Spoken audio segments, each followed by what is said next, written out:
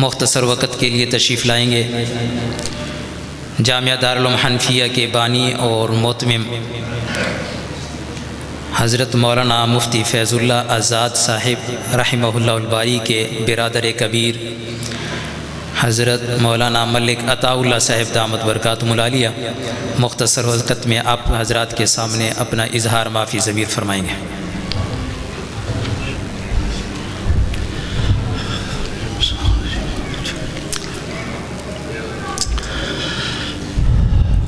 اعوذ باللہ من الشیطان الرجیم، بسم اللہ الرحمن الرحیم۔ اللہم لک الحمد کما انت اہلہ، وصلی علی محمد کما انت اہلہ، وافعل بنا ما انت اہلہ، فانک اہل التقوی واہل المغفرہ۔ اللہم صلی علی محمد وعلی آل محمد بعدد کل ذرۃ مئۃ الف الف الف مرۃ۔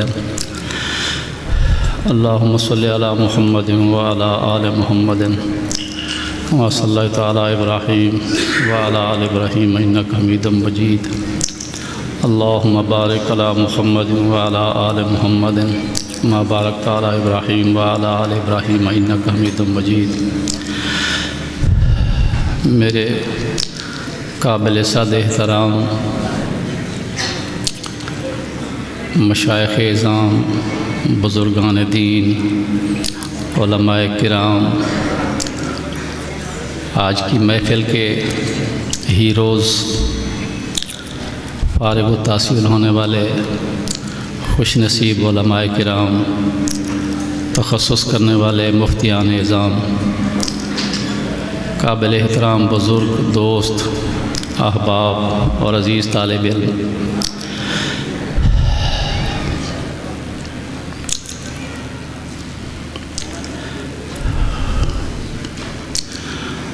بات سمجھ نہیں آتی میں کیا بات کروں آپ سے۔ میرے برادر صغیر مولانا فیض اللہ آزاد صاحب رحمۃ اللہ علیہ جب تک حیات تھے تو اس وقت تو آنے کی ضرورت محسوس اس لیے نہیں ہوتی تھی کہ اللہ نے ان کو جو مقام دیا تھا وہ آپ مجھ سے زیادہ بہتر جانتے ہیں۔ وہ ان کو اللہ پاک نے واپس بلا لیا، تو اب پسر عزیز فضل الرحمن صاحب کہتے ہیں کہ اب وہ تو چلے گئے، آپ آ جایا کریں۔ اب میری حیثیت کیا ہے، ماننم کے مندانم،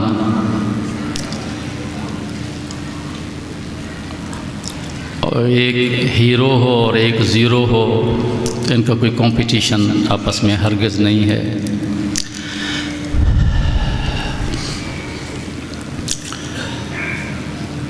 اب بھی یہاں آنے سے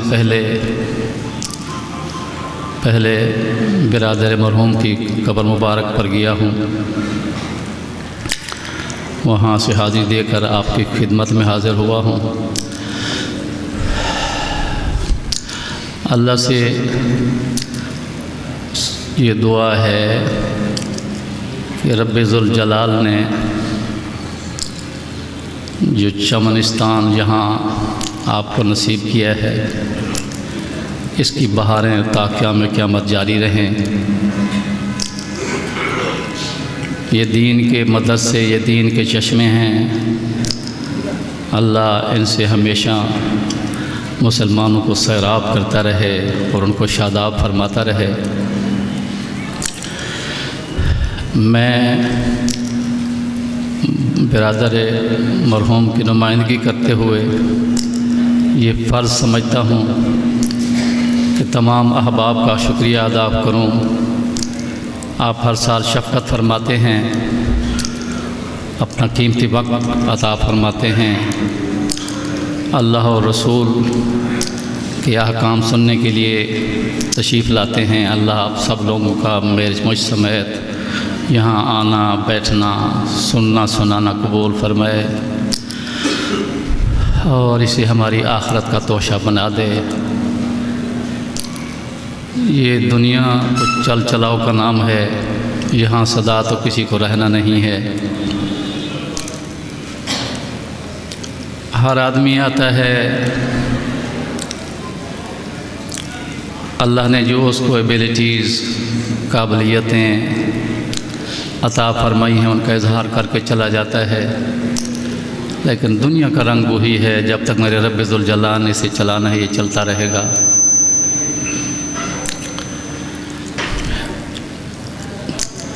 میں جو ایک طالب علم کی حیثیت سے جو سمجھتا ہوں،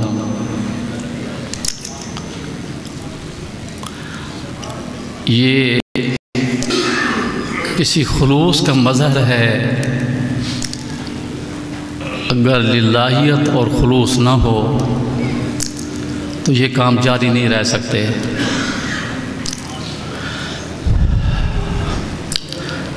بعض لوگ بڑے عجیب و غریب نعرے بھی لگاتے ہیں، مجمع بھی اکٹھا کر لیتے ہیں، بڑی لچھے دار تقریریں بھی کر لیتے ہیں، لیکن اینڈ زیرو ہوتا ہے۔ اور جہاں خلوص ہو، للہیت ہو، تو رب ذوالجلال کی عنایات ہمیشہ صرف ان کی زندگی میں نہیں، ان کے جانے کے بعد بھی اپنی عنایات کو جاری رکھتے ہیں۔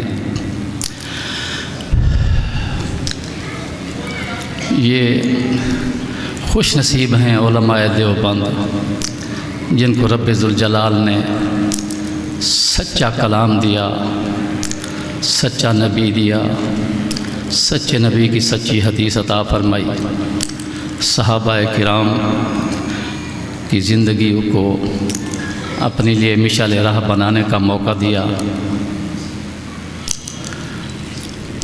یہ ہمارے بزرگان دین ہر سال بڑے اہتمام سے قرآن کریم کا ختم بھی کرواتے ہیں، اور بخاری شریف کا ختم بھی، آخری حدیث کا درس حدیث بھی ہوتا ہے۔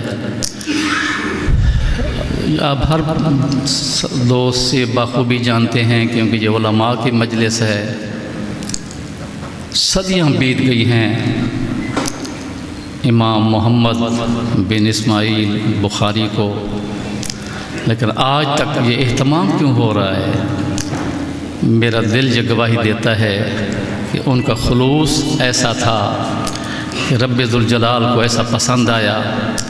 انشاءاللہ یہ تا قیام قیامت جاری رہے گا،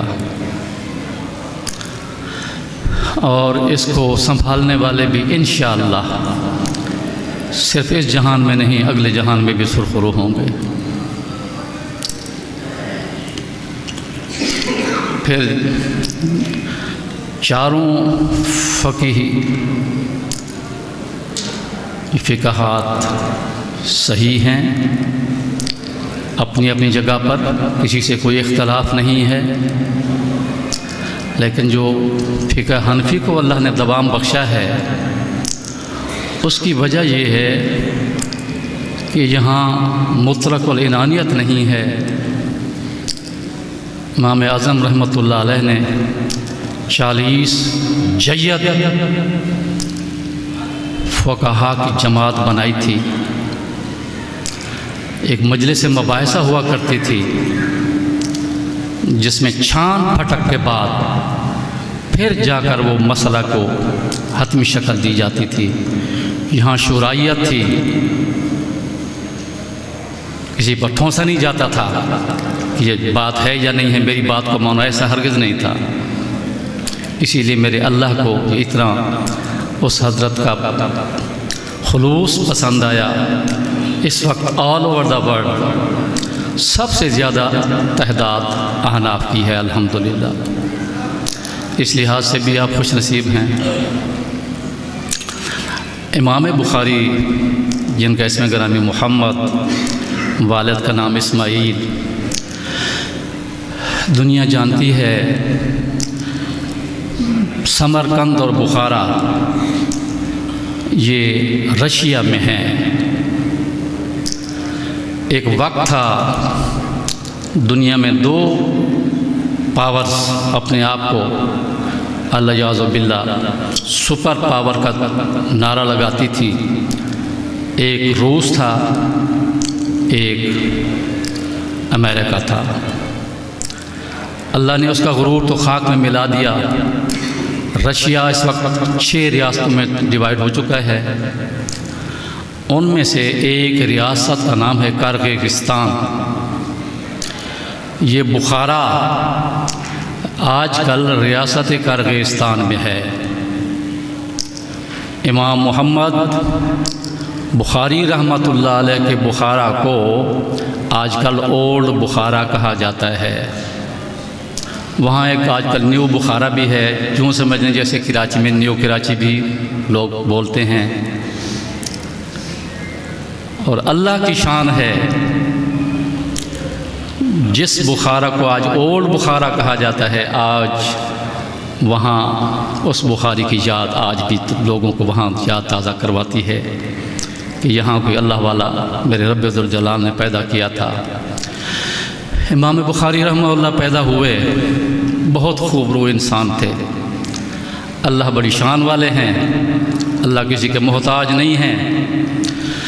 3.5 سال کی عمر میں اللہ نے اس نوزائیدہ ہیرے کی آنکھیں بینائی واپس لے لی۔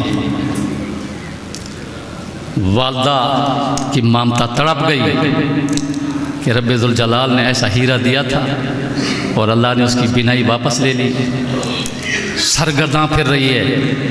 اس وقت ایلوپیتھی کا دور نہیں تھا، ڈاکٹرز نہیں تھے، اس طرح کی سرجری جیسے آج کل ہے یہ نہیں تھی۔ اس وقت حکماء اور اطباء تھے، اس حکیم کے پاس جا، ادھر جا، لیکن رب ذوالجلال کو وہاں سے شفا منظور نہیں تھی، نہیں ملی۔ پھر کسی نے کہا، بی بی یہ جو رب ذوالجلال کے دین کے متوالے بیٹھے ہیں، کسی اللہ والے کے پاس چلی جاؤ، ان سے دعا کرا لو، ہو سکتا ہے رب ذوالجلال کرم فرما دیں اور آپ کے اس ہیرے کی آنکھیں اللہ دوبارہ بحال فرما دیں۔ ایک اللہ والے کے پاس چلی گئی، عرض کرنے لگی، اللہ نے ایسا ہیرا بیٹا دیا ہے، ایسا خوب روح ہے، سبحان اللہ، لیکن رب ذوالجلال نے بینائی جیسی نعمت واپس لے لی ہے، کوئی دعا فرما دیں، اللہ میرے ہیرے کو آنکھیں واپس دے دیں، ان کی بینائی بحال فرما دیں۔ وہ اللہ والا بھی کیا خوش نصیب ہوگا جس نے یہ نسخہ بتایا ہوگا۔ انہوں نے فرمایا، میرے قرآن کے اندر منت موجود ہے، رب انی نظرت لک ما فی بطنی محررا۔ میں آپ کو وہی مشورہ دیتا ہوں جو میرا قرآن دیتا ہے۔ جی آپ تو علماء ہیں، میں تو جاہل ہوں، آپ تو جانتے ہیں کہ منت یا نظر یہ عبادت ہے، اور عبادت سوائے رب ذوالجلال کے کسی کی نہیں ہو سکتی، اس لیے منت اللہ کے سوا کسی کی جائز نہیں ہے، نہ نظر و نیاز جائز ہے۔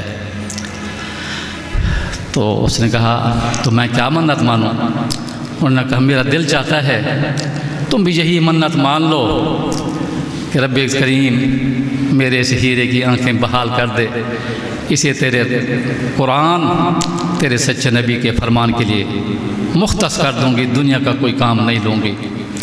اس نے کہا، مجھے منظور ہے۔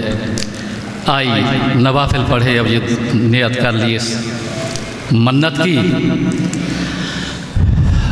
تو انہوں نے کچھ بتایا بھی تھا کہ یہ کلمات بھی اللہ سے پڑھتی رہو ہر نماز کے ساتھ، تو رب کریم اپنی رحمت والے خزانے سے انشاءاللہ بینائی بحال کر دیں گے۔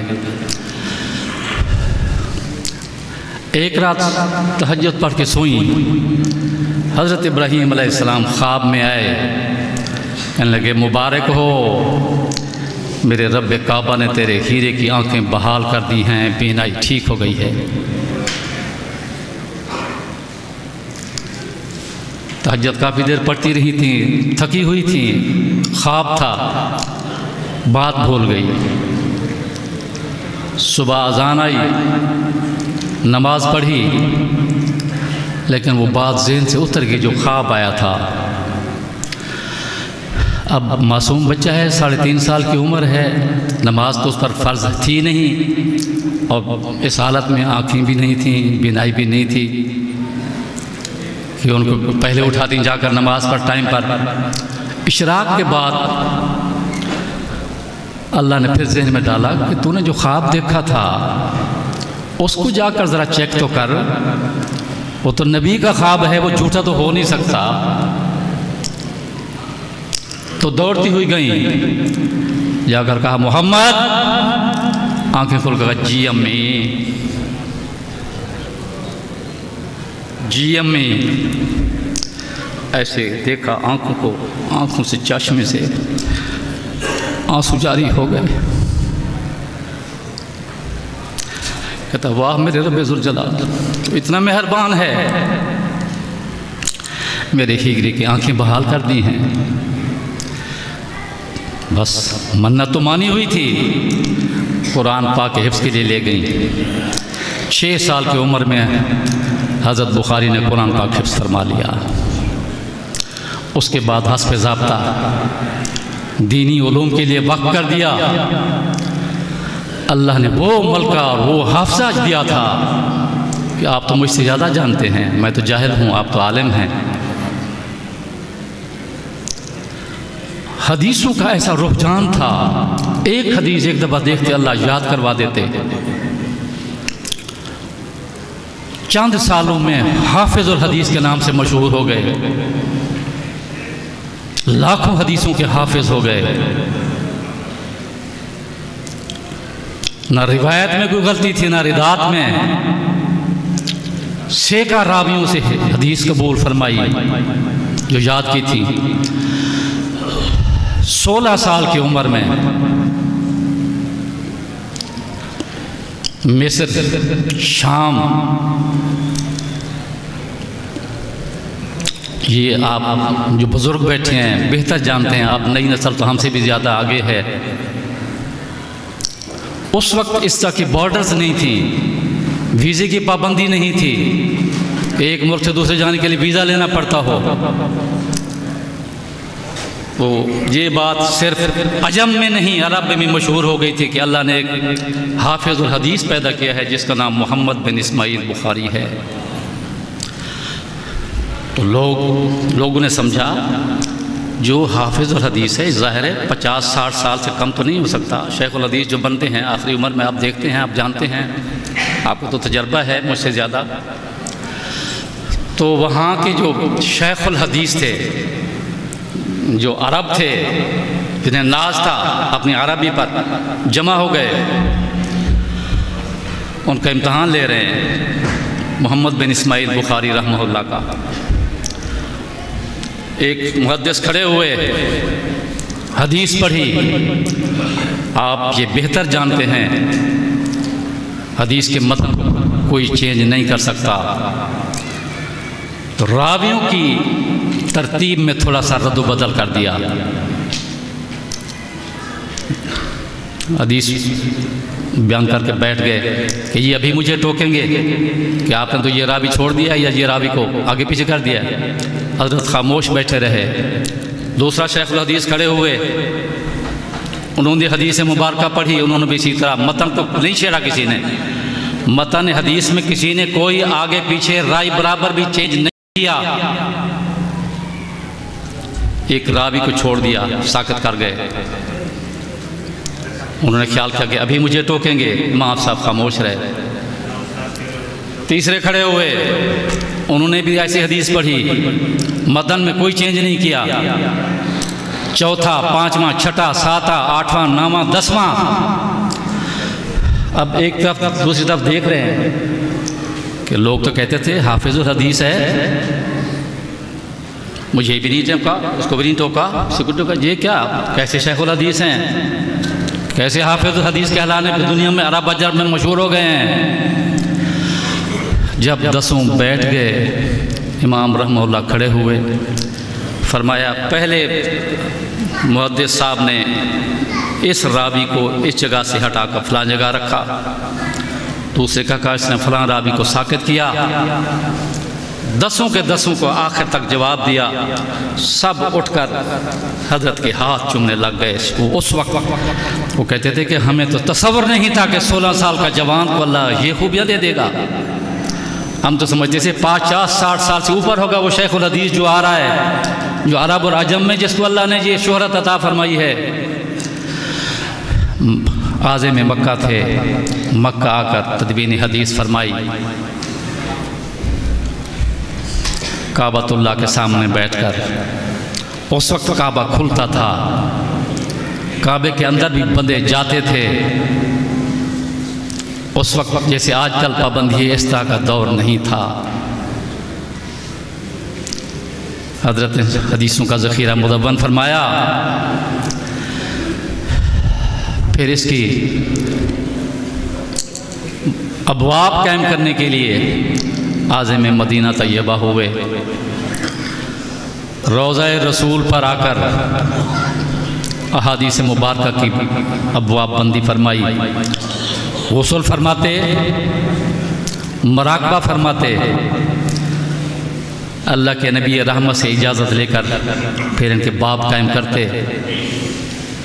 اللہ بڑے شان والے ہیں، اللہ نے اس اللہ والے سے کام لینا تھا، کچھ عرصے کے بعد اللہ نے دوبارہ بینائی واپس لے لی۔ روضہ اطہر کے اوپر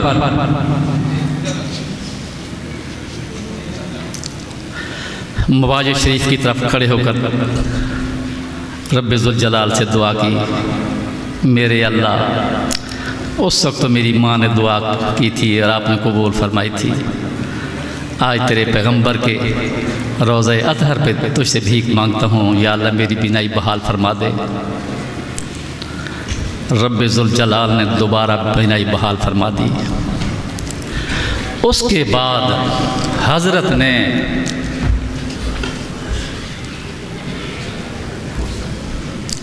ایک بہت بڑی ضخیم کتاب لکھی، آپ مجھ سے زیادہ بہتر جانتے ہیں، اس کا نام ہے تاریخ الکبیر للبخاری رحمہ اللہ علیہ، جس کی 9 جلدیں ہیں۔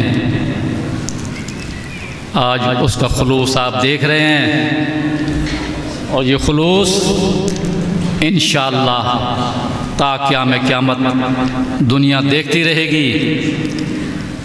جب قرآن کریم کا ختم ہوگا انشاءاللہ، میرے بزرگوں نے اس میں تھوڑا سا چینج فرمایا ہے، امینڈمنٹ کی ہے، تاکہ یہ بدعت نہ بن جائے مستقل۔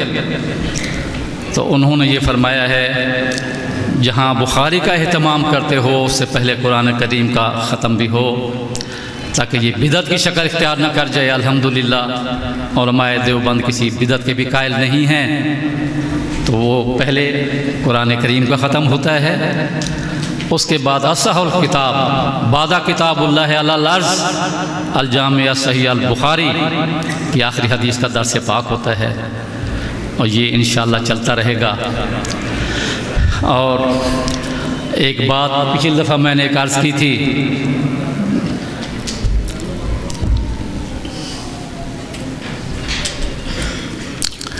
غزہ کے بارے میں، فلسطین کے بارے میں، مسجد اقصیٰ کے بارے میں، کہ وہاں کتنا ظلم ہوا ہے۔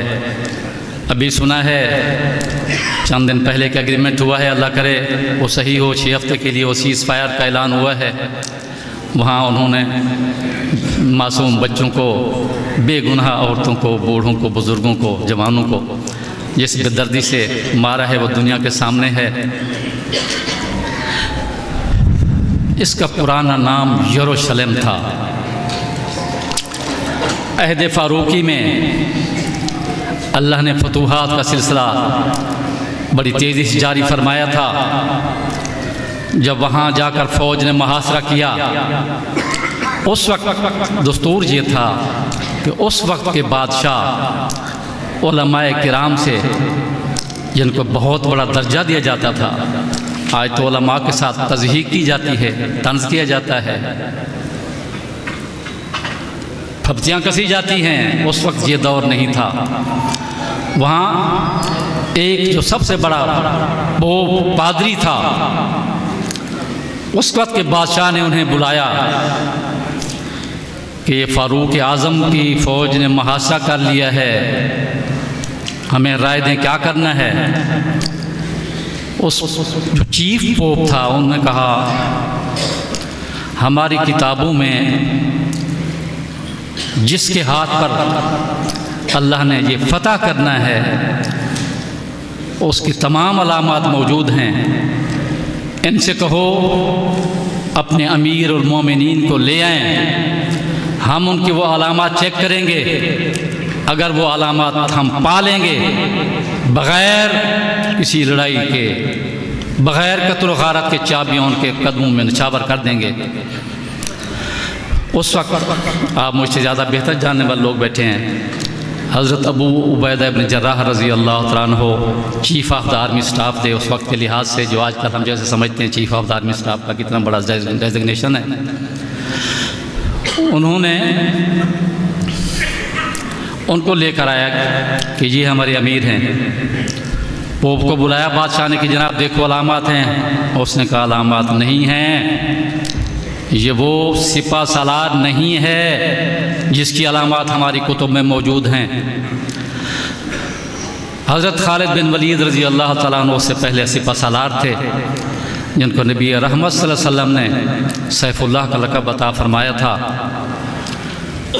اور ان کو فاروق اعظم نے اس لیے معزول کیا تھا، لوگوں میں یہ مشہور ہو گیا تھا کہ فتح صرف خالد بن ولید کی وجہ سے ہوتی ہے۔ عمر فاروق نے فرمایا میں یہ شرک پسند نہیں کرتا کہ کسی بندے کے ذمہ کہا جائے کہ اس کی وجہ سے فتح ہوتی ہے۔ انہوں نے ان کو معزول فرمایا، حضرت ابو عبیدہ بن جراح رضی اللہ تعالیٰ عنہ کو چیف آف آرمی سٹاف بنایا، پھر وہ خالد بن ولید کو لے کر آئے، اس نے کہا یہ وہ ہیرا نہیں ہے جس کی علامات ہمارے پاس موجود ہیں۔ پھر انہوں نے وہاں مدینہ منورہ قاصد بھیجا، حضرت آپ کے آنے بغیر مسئلہ نہیں حل ہوتا۔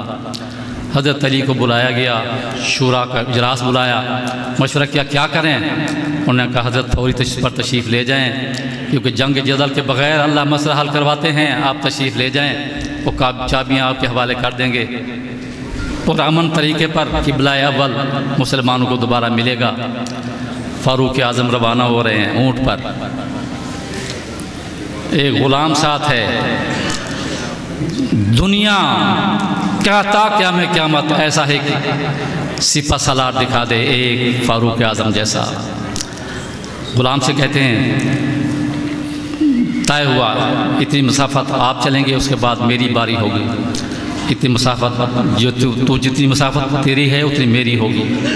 چلتے چلتے ایک منزل ابھی پیچھے تھے تو ان کے استقبال کے لیے ابو عبیدہ ابن جراح رضی اللہ تعالیٰ عنہ، خالد بن ولید عنہ، یہ لوگ آئے، آ کر عمر فاروق نے استقبال کیا اور انہیں ایک مشورہ دیا کہ آپ سفر سے اتنے دور سفر سے آئے ہیں، کئی منزل سے کئی دنوں کی منازل ہیں، مدینہ منورہ سے مسجد اقصیٰ بہت دور ہے۔ ان سے یہ کہا گیا کہ آپ غسل فرمائیں، ہماری کچھ باتیں آپ مانیں، کیونکہ پورا فلسطین آپ کے انتظار میں ہے، آپ یہ کپڑے چینج فرما لیں، کیونکہ آپ کے کپڑے تو پیمد لگے ہوئے ہیں۔ دوسرا انہوں نے کہا آپ اونٹ کی سواری پہ نہ جائیں، آپ کے لیے ہم ایک اعلیٰ نسل کا گھوڑا لے کر آئے ہیں، اس گھوڑے پر تشریف لے کر چلیں۔ فاروق اعظم نے ان کے اصرار پر غسل بھی فرمایا، کپڑے چینج کیے، گھوڑے پر تشریف فرما ہوئے، اس انداز سے گھوڑا بھدکا تو عمر رضی اللہ تعالیٰ کی جب زبان مبارک سے نکلا ہلاکا عمر، ہلاکا عمر، ہلاکا عمر، عمر ہلاک ہو گیا، ہلاک ہو فوراً اتر گئے، کہنے لگا نہ میں یہ گھوڑے پر سوار ہو کر جاؤں گا، نہ یہ کپڑے نئے پہن کر جاؤں گا، انہیں پیمد لگے کپڑوں میں جاؤں گا۔ وہی کپڑے دوبارہ پہنے، گھوڑے سے اتر گئے، اسی اونٹ پر گئے۔ پھر اللہ کی شان، آخری منزل جب آئی پھر غلام کی باری آ گئی، اس کو کہا بیٹھو، اس نے کہا نہیں حضرت آپ مہربانی کریں، اب آخری منزل ہے آگے سامنے، پوری عیسائیت کھڑی ہے، پورا عالم کفر دیکھے گا، کیا کہے گا، بادشاہ نیچے ہے اور سوار غلام سوار ہے۔ انہوں نے کہا ہو نہیں سکتا کہ عمر نا انصافی کرے، دنیا میں ایسا ہو نہیں سکتا، اس کو کہا اوپر بیٹھو۔ کر دے سوار اونٹ پر غلام کو، خود چلے جو پیدل وہ آقا تلاش کر، اس کا نام عمر رضی اللہ تعالیٰ عنہ ہے۔ تو انہوں نے کہا یہی ہے جو اوپر بیٹھا ہوا ہے، یہی ہے خلیفۃ المسلمین، جس کے لیے دنیا کہاں پر ہے، جس کے نام سے؟ انہوں نے کہا نہیں وہ نہیں ہے، وہ ہے جس نے مہار پکڑی ہوئی ہے، وہ تو غلام بیٹھا ہوا ہے اوپر۔ حیران پریشان، یہ کیسا نواب ہے، یہ کیسا خلیفۃ المسلمین ہے کہ غلام کو تو اوپر بٹھایا ہوا ہے، خود مہار پکڑ کر چل رہا ہے۔ پھر بادشاہ نے کہا، بلایا پوپ کو کہ علامات دیکھو، وہ علامات ہیں وہی عمر رضی اللہ تعالیٰ، کوئی اور ہے؟ عمر پیارے تشریف لائے جب سامنے، اس نے پیمند گنے، پیمند 12 سامنے تھے۔ اس نے کہا نہیں یہ وہ نہیں ہے، کیونکہ میری کتابوں میں 13 پیمند لکھے ہوئے ہیں، یہ تو 12 پیمند ہیں۔ فاروق اعظم رضی اللہ عنہ نے ایسے کیا، ایک پیمند یہاں تھا، اس نے کہا یہی عمر ہے، فوراً پاؤں میں گر گئے اور چابیاں حوالے کر دیں، کوئی جنگ و جدل نہیں ہوئی۔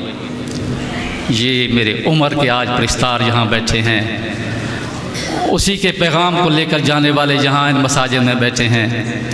انشاءاللہ میرے علماء دیوبند نے اس پیارے حبیب کے ہر حکم کے سر آنکھوں پہ رکھا ہے، کسی بھی سنت کو کبھی چھوٹا نہیں سمجھا، کسی کو پس پشت نہیں ڈالا۔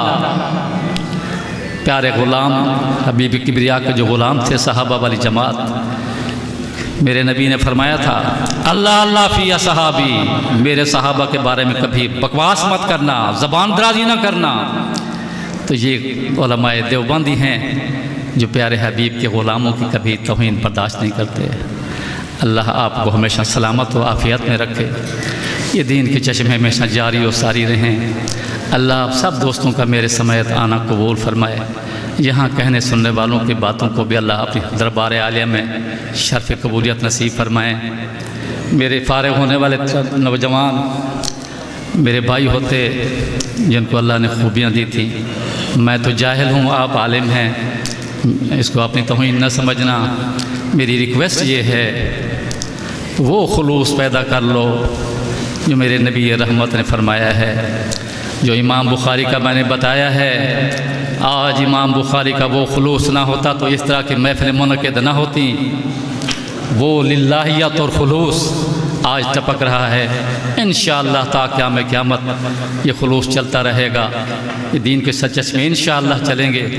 اور دعا کر دیں میرے بھائی کے لیے بھی، اللہ ان کی قبر پر کروڑوں رحمت فرمائے۔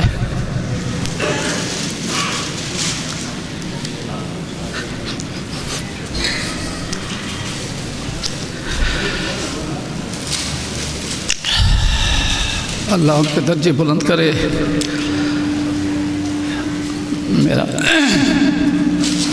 میرے برادر صغیر ڈاکٹر ملک امان اللہ طاہر صاحب،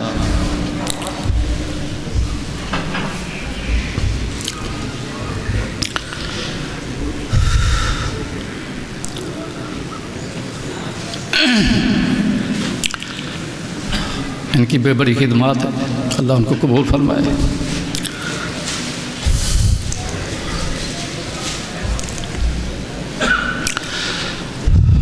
میرا عزیز مفتی فضل الرحمان آزاد، اللہ اس کی عمر میں، ایمان میں، صحت میں برکت نازل فرمائے، اللہ اس سے دین کا کام لیتا رہے۔ آپ یقیناً تام دل میں سکنے تمام بزرگان تعاون فرماتے ہیں، اللہ آپ کو جزائے خیر دے، لیکن یہ نہ کر سکیں تو دعا ضرور کر دیا کریں، کیونکہ دعا مومن کا بڑا ہتھیار ہے، اس کا نعم البدل نہیں ہے۔ یہاں جو بزرگ آئے ہوئے ہیں وہ میرے لیے بھی دعا فرما دیں گے۔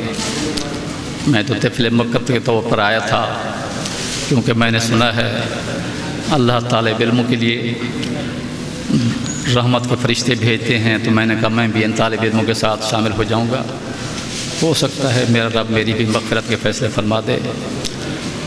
میں تمام اساتذہ کرام جو یہاں پڑھاتے ہیں، انتظامیہ،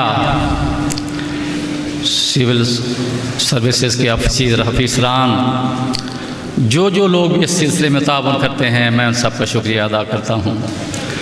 میں اس لیول کا گو شکریہ ادا نہیں کر سکتا جو میرے برادر مرحوم ادا کرتے، لیکن میری کم مائیگی کو پر صرف نظر فرما دینا، اللہ آپ کو اس پر اجر عظیم عطا فرمائے گا۔ اللہ اس دین کے چشمے کو اور جہاں جہاں یہ چشمے ہیں اللہ ان کو ہمیشہ جاری و ساری رکھے۔ اللہ تمام احباب کی خدمتوں کو قبول فرمائے۔ میں اساتذہ کو مبارکباد بھی دیتا ہوں کہ ان کی کاوشوں سے یہ ہوتا ہے۔ میں ہمیشہ کہا کرتا ہوں کہ اللہ نے مجھے پنجاب میں سب سے بڑے عہدے دیے ہیں ایجوکیشن ڈپارٹمنٹ میں 22ویں گریڈ کے، لیکن میں ہمیشہ کہا کرتا تھا نام جرنیل کا ہوتا ہے، پیچھے کام کوئی اور کر رہا ہوتا ہے۔ تو آپ کی محنت ہے، اس کے ثمرات دنیا دیکھ رہی ہے۔ ان مفتی صاحبان کو، علماء صاحبان کو مبارکباد بھی دیتا ہوں، اور آخری ریکویسٹ ہے کہ اس دین کے ساتھ کبھی دھوکہ نہ ہونے دینا، للہیت اور خلوص کو دامن کر نہ چھوڑنا، انشاءاللہ کامیابی تمہارے قدم چومے گی۔ اللہ تمام آدم علیہ السلام سے لے کر تمام مسلمین مسلمات کی مغفرت فرمائے۔ اللہ تمام احباب کے نیک خواہشات کو، حاجات کو اپنے خزانوں سے پورا فرمائے۔ اللہ نیک جن کے اولادیں نہیں اللہ ان کو نیک صالح بیٹے عطا فرمائے، بیٹے بیٹیوں کے مقدر نیک فرمائے۔ اللہ ہر مصیبت سے محفوظ فرمائے۔ اللہ میرے فلسطینی بھائیوں کی مدد فرمائے، اور اس ایگریمنٹ کو اللہ کرے اس کو سپوت آز نہ کیا جائے۔ بی بی عافیہ صدیقہ کے لیے بھی، اور جو لوگ بے گناہ جیل میں ان کے لیے بھی دعا فرما دیں، اللہ ان کو جلدی رہائی عطا کرے۔ اللہ ہمیں دونوں جہانوں میں اپنی بخشش اور نوازش سے نواز دے، ہمارے گناہوں سے صرف نظر کرے، ہمارے بچوں کو، بیوی، اولاد سب کو نیک صالح بنائے۔ اللہ اس پاکستان مملکت کو ہمیشہ آباد و شاد رکھے، یہ چشمے ہمیشہ جاری و ساری رہیں۔ وآخر دعوانا الحمدللہ رب العالمین۔ مجھے لگتا ہے مفتی صاحب بہت غصے میں کھڑے ہیں، اگر میں نے ٹائم زیادہ لے لیا تو اس کی معذرت کرتا ہوں، اور آپ قبول فرمائیں گے۔ اللہ ہم سب کا حامی و ناصر ہو۔ والسلام۔